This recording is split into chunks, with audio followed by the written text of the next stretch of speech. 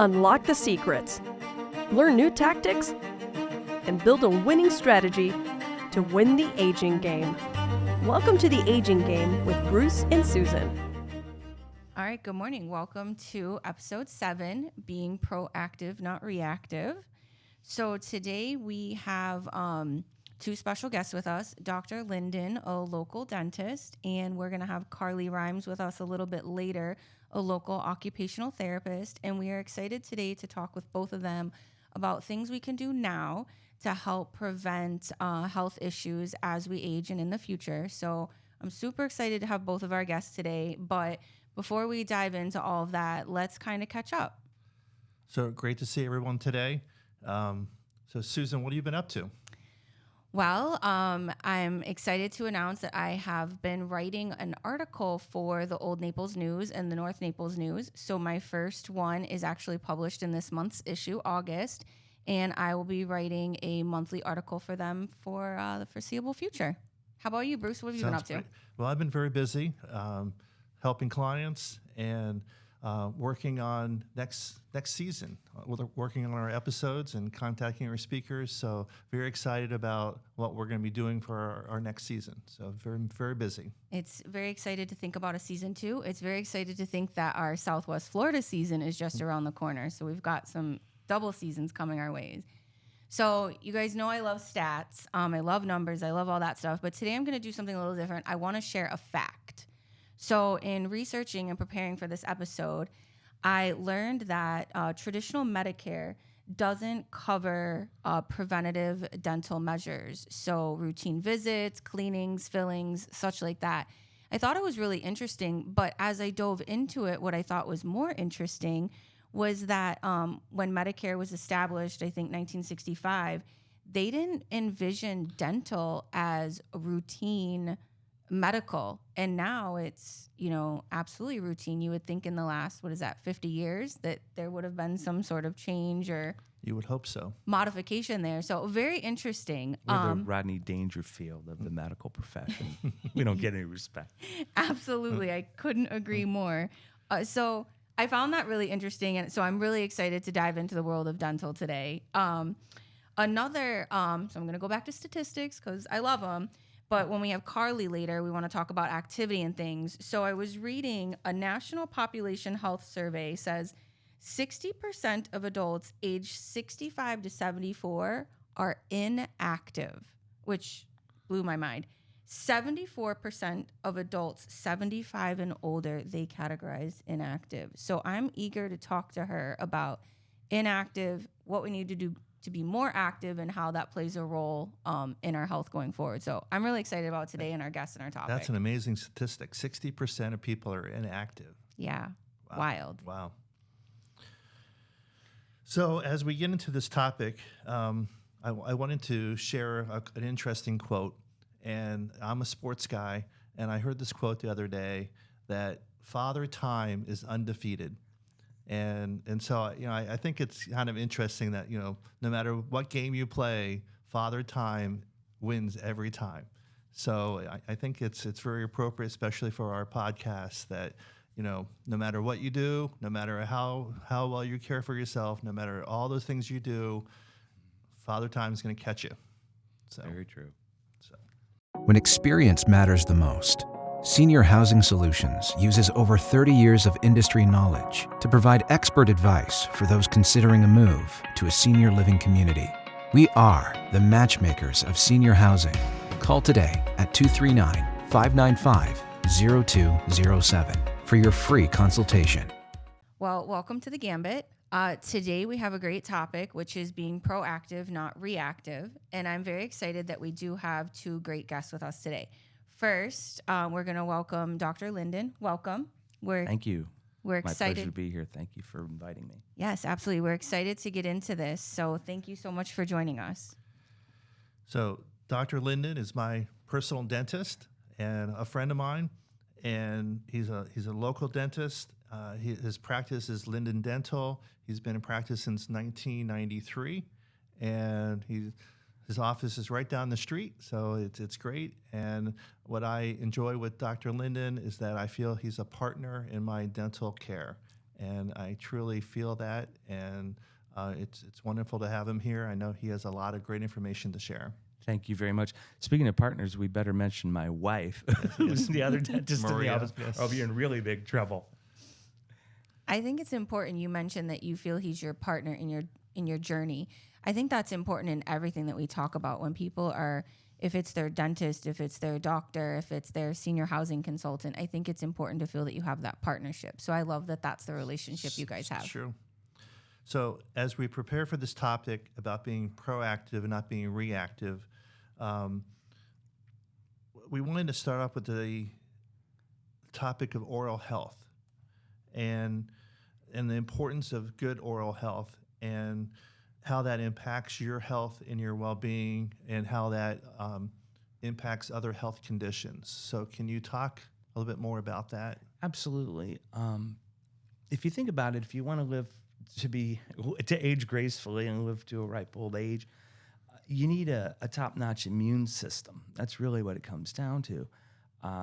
And dentistry and our ability to eat nutritious foods and, eat the right foods, drink the right drinks, keep ourselves healthy day after day has a lot to do with the oral cavity. So I think anything that takes away from ideal dental health is going to have a significant impact on your overall health. Wow.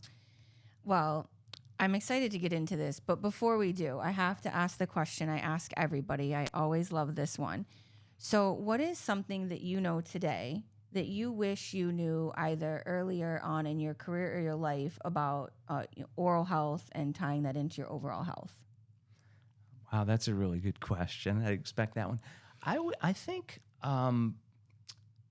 what I come to know is, especially living right here where we live, our patients are, despite the statistic you had there, where I live, the patients are super dynamic. These people are active. They've got a lot going on. Not to discount your statistic, but I think there's a mindset, there's a psychology there. I've got patients that are 75-year-old squash champions, and they're playing pickleball in a league, and they're doing all this stuff. And I wasn't really prepared for my patients to be that engaged and that active. And it's great for me because they feel young mentally. So they come to see me, and despite their chronological age sometimes, they're asking questions that I think, they have concerns that much younger people would have. For instance, we do this Invisalign thing where we straighten people's teeth. And you think of straightening people's teeth, maybe orthodontia for young people, but it can become problematic later in life if your teeth are really starting to twist and turn, and it affects the way your bite is and your ability to clean your teeth. And so I'm doing Invisalign cases on 65, 70-year-old ladies like all the time. Like that's my average client for that. So, kind of shocking, but in a great way. Yeah, definitely. We live in a wonderful area that I think is very blessed with very, active people. We have the pickleball league headquarters here, whatnot. So we're a very unique area. And I love to hear that. That makes me happy to know that people are aging in our area and living life and having a great time, which is really what we want for everyone.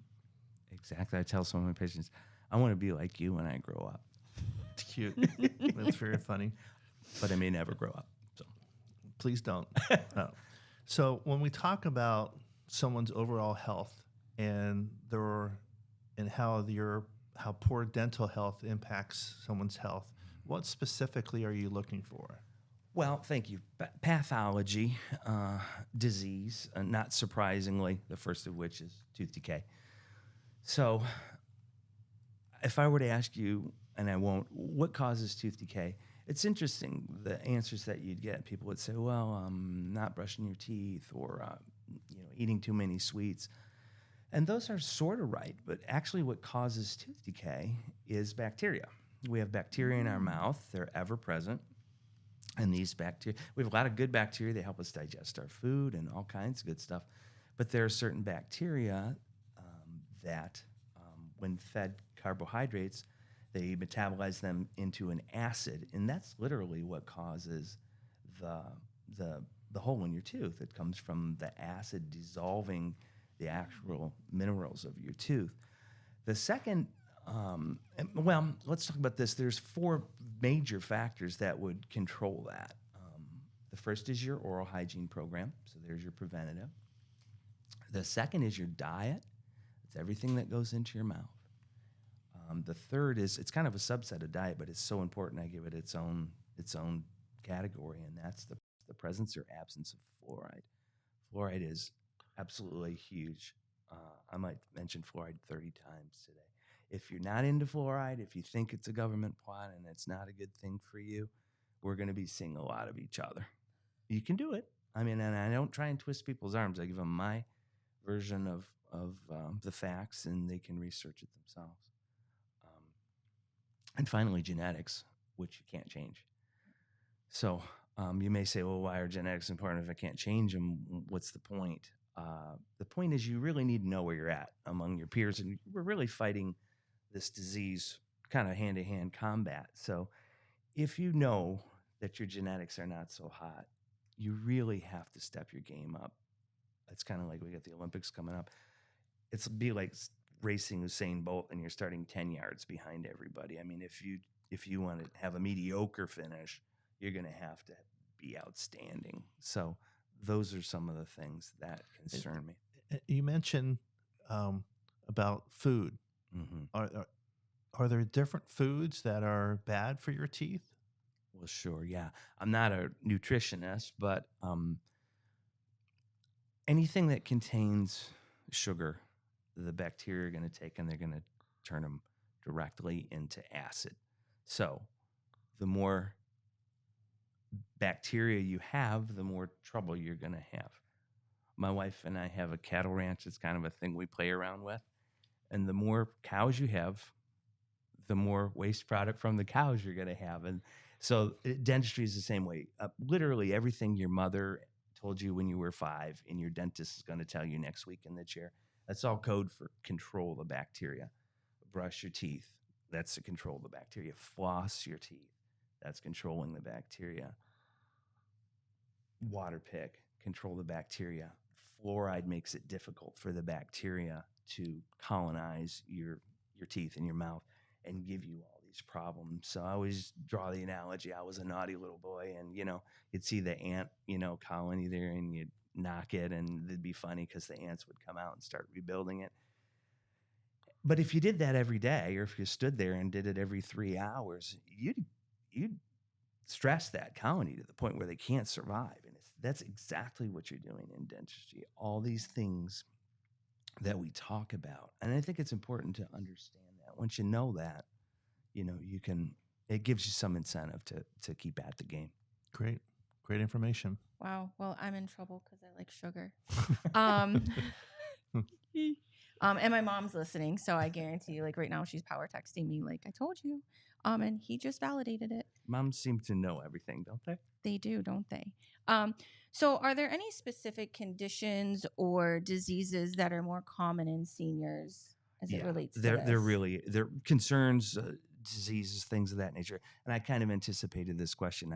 I call it Dr. Rick's Dirty Dozen. So we're concerned about, this is more a concern, but medications, the medications you take, and we can talk more about that. Dry mouth condition, something called xerostomia. Head and neck cancers are important.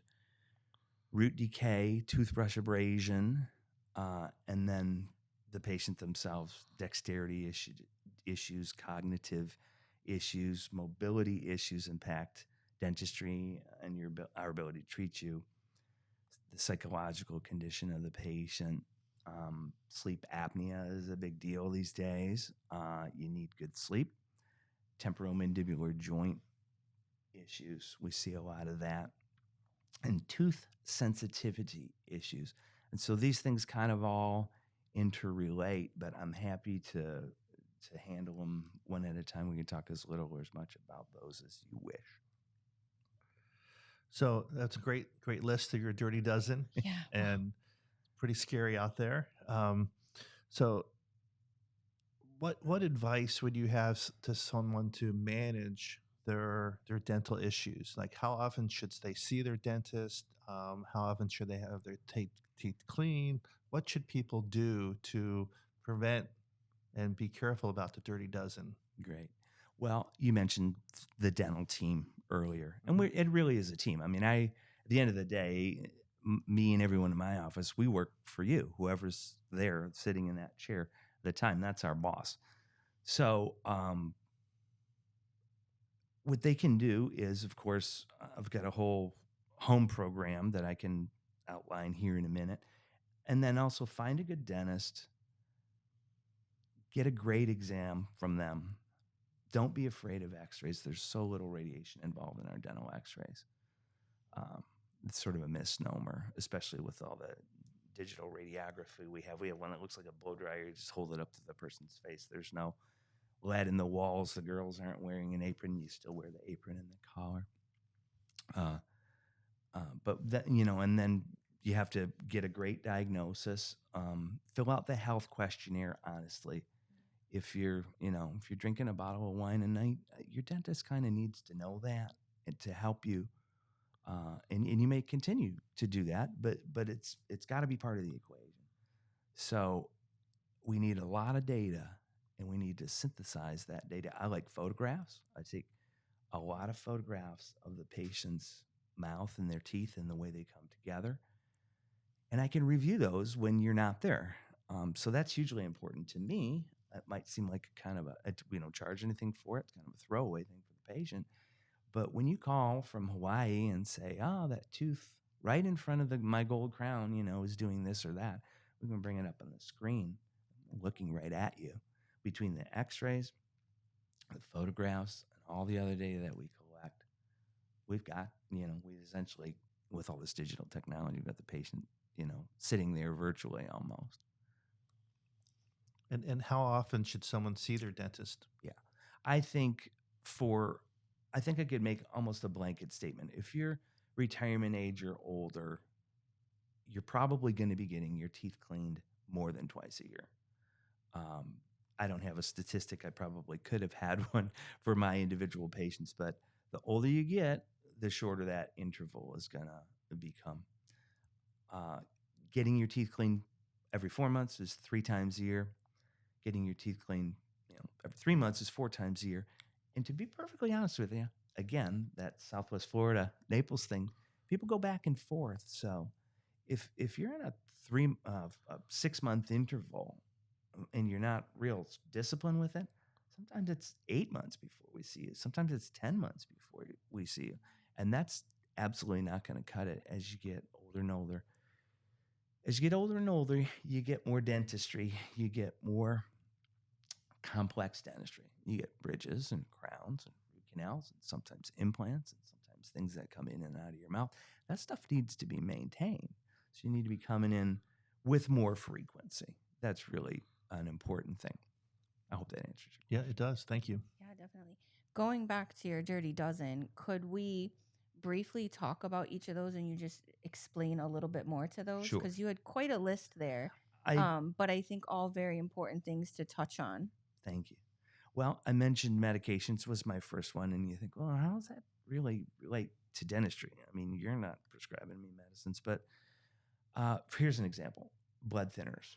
I would say 35% of my patients are on some kind of a blood thinner. Could be just aspirin, baby aspirin that they take every day, but there are a lot of patients on Coumadin, warfarin, Eliquis. And so if you need a routine dental procedure, an oral surgery procedure, that's obviously you can understand the implications there. You might have to come off the medicine, you might have to contact your MD, you might have to have a blood test to see what your clotting time is and those types of things. Another classification of medicines called bisphosphonates. So those are the anti-osteoporosis meds that they're given to ladies left, right, and center. Those can have an immense impact on how the dentist treats that patient. Fosamax, also known as alendronate, the Prolia shot, they're pushing these things hard, the MDs are, and maybe the patients need them, but but these are very strong, nasty medicines when it comes to dentistry. They may help in some areas, but we have something called osteonecrosis of the jaw, and that means wounds that just absolutely don't heal. They just won't heal at all. And it's a small percentage of the cases, but if you get it, it's terrible. So your dentist absolutely needs to know that you're on those, and they're going to treat you way differently. The length of time you've been on that medicine has a huge impact. If you've been on it for over 2 years, you probably need to talk to your MD, in my opinion, and ask them if they can take you off of it or give you something else. So epilepsy medicines cause an overgrowth of gingival tissues, and asthma inhalers, if they're used, are very acidic. So got a lot of concerns when it comes to the medicines that you take, and how we're gonna treat you. Along those lines, I know Susan and I are both certified dementia care practitioners, and I was just curious, and I know this wasn't on our list of questions to ask Yeah. you, but I was just curious how you handle someone who comes into your office who has cognitive decline, has dementia, has Alzheimer's, and maybe it's the same thing as a child coming in there with a lot of fear, but I was just curious how, what is your approach to that individual? Well, thanks. I mean, and God bless you guys for doing that. It's so heartbreaking when you see that. But I like to, and a lot of times the families bring that person in, and it sort of depends on the level. But I say in my office, bring them in. I absolutely want to see these people. And sometimes they have good days and bad days, and you might have to pick and choose how you do procedures, but it's important to understand what's going on. Sometimes people are so far gone, they really don't even perceive that they have a problem. But I think what you're talking about is the people preceding that, and it can be very interesting if people that come in who perceive that they have a problem sometimes, and they really don't, and they kind of obsess on that, or they're clicking their dentures or driving their spouse crazy. Those are the types of things that we see, but we can manage that if we can get them into the dental chair. It's tough sometimes. They have a natural fear of the dentist in the first place, and sometimes they've regressed to the point. You have to keep reassuring them, but yeah, bring them on. Great. Why do you think people fear the dentist? I fear the dentist, but I'm curious what the dentist thinks that we fear you for. Yeah, I mean, I'm not that scary. No, you're not at all. No, I think, 3 things people don't, maybe 3 or 4 or 5 things people don't like. It takes their time. It takes their money. It takes a certain amount of effort. But fear of the unknown, you've got to give over your control. It's very intimate. I mean, we're inches away from the person. Our face is a foot from your face. And I think that's sort of it. The pain thing, that's always a concern, but things have changed so much. We got single-use everything, and we have Septicine, which is a form of local anesthetic that lasts forever and is super duper strong. People say, "You're going to give me Novocaine?" And I say yes, but I've never given anyone Novocaine in my career because that stuff was passé when I started, and so we're generations down the line. Just the way everything improves, technology in every way.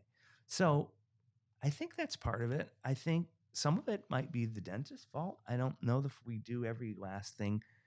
Sometimes you get procedure based and you get in there and you're going a little too fast. You have to just meet the people where they are. The dental team concept, take people by the hand, not figuratively, not literally, and just walk them down the path. I tell people, look, I'm here to be your dentist, whether you're going to take every recommendation that I have or you're not going to do any of it. I'll still be your dentist. As long as you're not asking me to do something that's foolhardy for you, we're going to get along just fine. So. Great information. Yeah, I like that. So one last question. Are there any preventative steps that you would recommend someone to take? Yeah, sure. I would say this is how I would design a home care program for every patient of retirement age. It's going to sound kind of basic. You need to brush your teeth, and you need to brush them well, and you need to brush them at least twice a day. Really, after every meal that you eat, you need to be brushing your teeth, and you need to be flossing your teeth. I want to revisit brushing because I have some strong thoughts on brushing and the types of brushes that need to be used as time goes on. Brushing and flossing. I say brushing is first base. Flossing is second base. You know, you want to score a run, you have to do these things. Third base is fluoride rinses.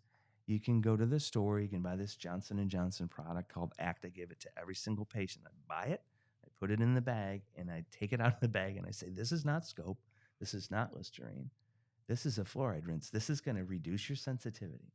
It's going to reduce the rate at which you get cavities on the crown part of your teeth. It's going to reduce the rate at which you get periodontal disease.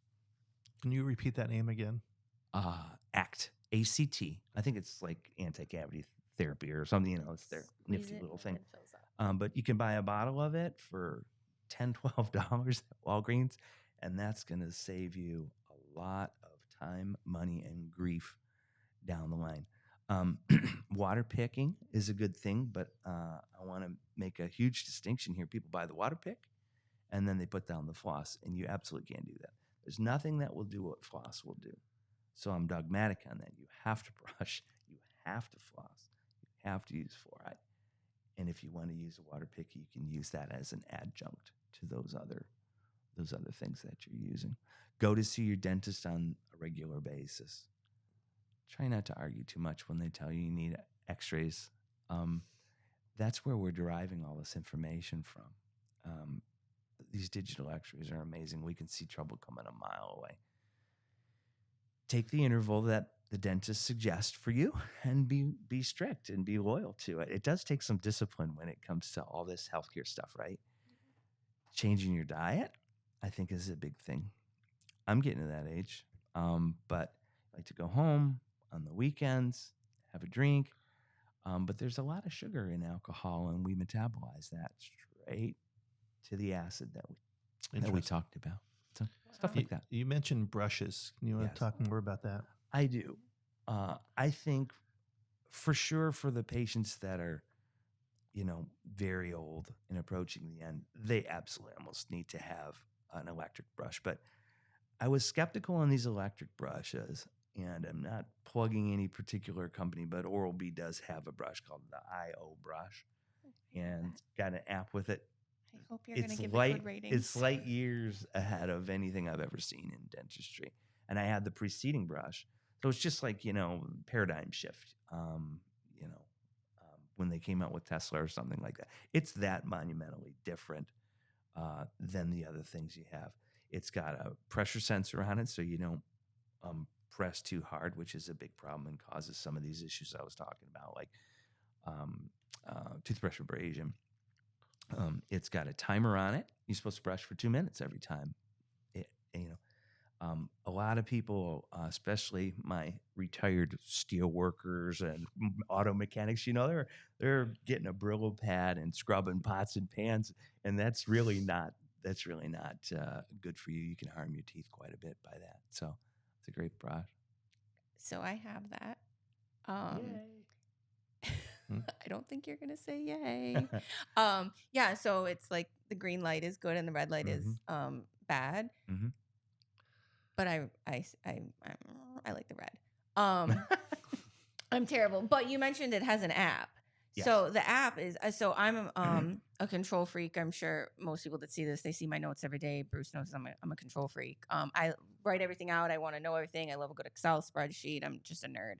But I love it because it makes sure that you did everything evenly. Exactly. So it's like the front, the top, the behind. And I'm sure I'm using dumb words here. But like it does, and then it shows you on the thing, and it's there, and then you get like when it's done, like yay.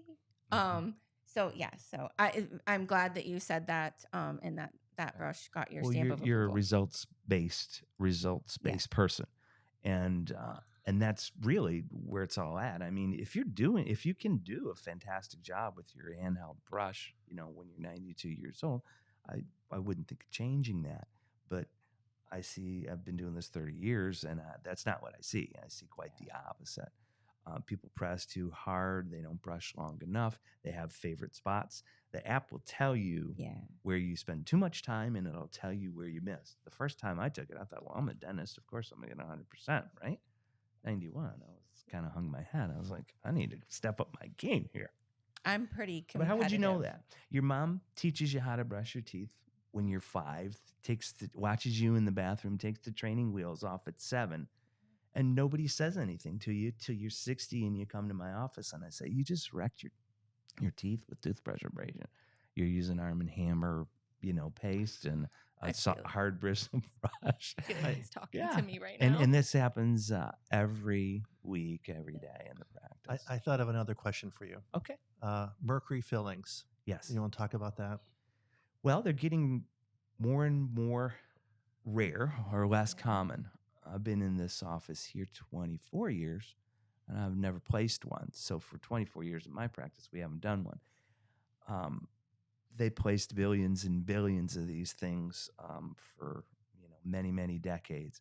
I don't know that they're inherently unhealthy.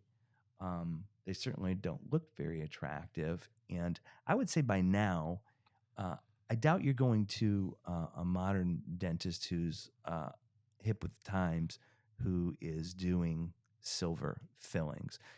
So the flip side of that is, if you come to me and you have silver fillings, they're probably 30 or 40 years old, 20 or 30 or 40 years old. And show me a filling that's 20 years old. I don't care if I did it 20 years ago. It may be time to be replaced. Interesting. There's so much here. One last thing kind of before we start to wrap up is, can you tell me what mistakes or misconceptions do you see with seniors in dental oral? Sure. I would call these things that misconception. Sure. Reluctance to change is a thing. People don't want to change. I don't need that electric brush. I've been doing it for years with this. I know, but I like this. Welcome to our world. I know, I just told you. I'm like, welcome to our world of resistance to change. Right. Reluctance to change. Refusing x-rays is a terrible idea. Here's a big one for me. Over-retained wisdom teeth. You wouldn't think that would be. What do I mean by that? You didn't get your wisdom teeth taken out when you were 20 because you were in the Army or your parents didn't take you to the dentist or whatever. Now you come to see me, you're 63 and healthy, you just retired, and you still have your wisdom teeth. They're not in function. They've been cracked, break, chips, all this stuff. They need to come out. If I'm going to carry you from 63 years old to 93 years old, there's almost all, I don't want too big of a statement, but many, many wisdom teeth. They're just a terrible liability that you don't want to carry forward, because when you're young enough and you're healthy enough and you're not on some of these crazy medicines that we talked about, you can get your wisdom teeth taken out and it's not a pleasant experience, but you live through it. And a week later, you're fine, just like you did when you were 22. But people don't want to do that. And not a week goes by that I'm not taking out a terrible wisdom tooth on a person that's medically compromised and much older. Took out a wisdom tooth on a 93-year-old woman the other day. There was no alternative. I mean, you get, when you get that toothache and the tooth is crumbled, it's got to come out. And a lot of times what happens is the teeth, as you get periodontal disease, your teeth start to drift. So the wisdom teeth, which were hard to clean in the first place, they're way in the back, the last one in line, and they drift away from the other tooth. And now you get a food trap. And the decay gets both of those teeth. So they come into me with what they think is a toothache, and they've got 2 teeth. And sometimes both teeth are ruined already. There's nothing we can do. You end up losing 2 teeth. So, in an effort to not take out your wisdom teeth when you're young and healthy, we're doing these big surgeries on people that I think is just totally avoidable. So that's something. Poor diet. I hate to say it. And I understand it. I mean, when you get when you're 99 years old. My grandma lived to be 101. But you can't eat ice cream every day and sweets and not expect to have a lot of tooth trouble. What? Avoiding fluoride, terrible idea.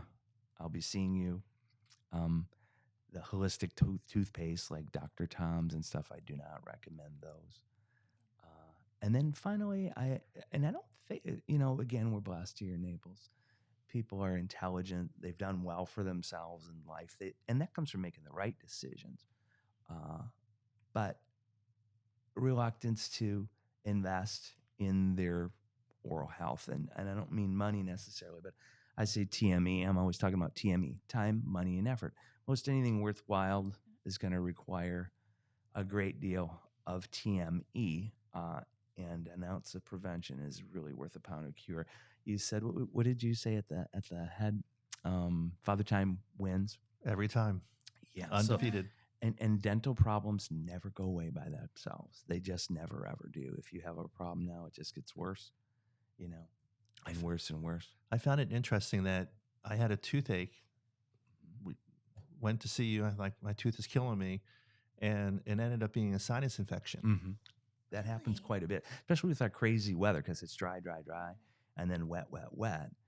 And the roots of your maxillary teeth are in very close proximity to the floor of your maxillary sinus. So you can get some sinusitis, which is just inflammation, an infection of the sinus, and it'll feel like toothache. Likewise, people can have chronic toothaches, like an abscess tooth. Had a guy come in this week with a big old abscess up there, and it can eat right up into the sinus. It can eat through the bone, and it can eat through the membrane.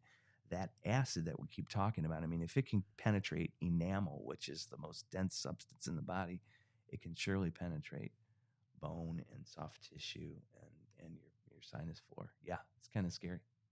Wow, that's remarkable. Well, if our listeners and me would like to contact you or make an appointment, how can we reach you? Where do we find you? Give us your details. I'm at the dental office 4 days a week. 593-0777. We're at Immokalee Road and I-75. Repeat your phone number again. 593-0777. 239. And Kim will answer the phone. All right, well, I'll be calling Kim. Thank you. It's great having you here today. Great seeing you. It was fun. Thank you very much. I hope I was informative. I hope people learned something. If you disagree with me, come on in and we'll argue about it. It'll be fun. Yeah. Or talk about music history. We'll talk about music and music history. Yeah, I'd love it. Well, I'm very excited. Thank you so much. I learned a ton. So Great. Now that's stuff I'm excited to bring back and share, with my office and my team and even my nurses to, help implore that into our clients and the people that we meet. And I'm excited for our listeners. I'm sure everyone learned something here today. Thanks. Be sure to subscribe to our podcast and follow us on social media. You can also find more information and resources at www.theaginggamepodcast.com.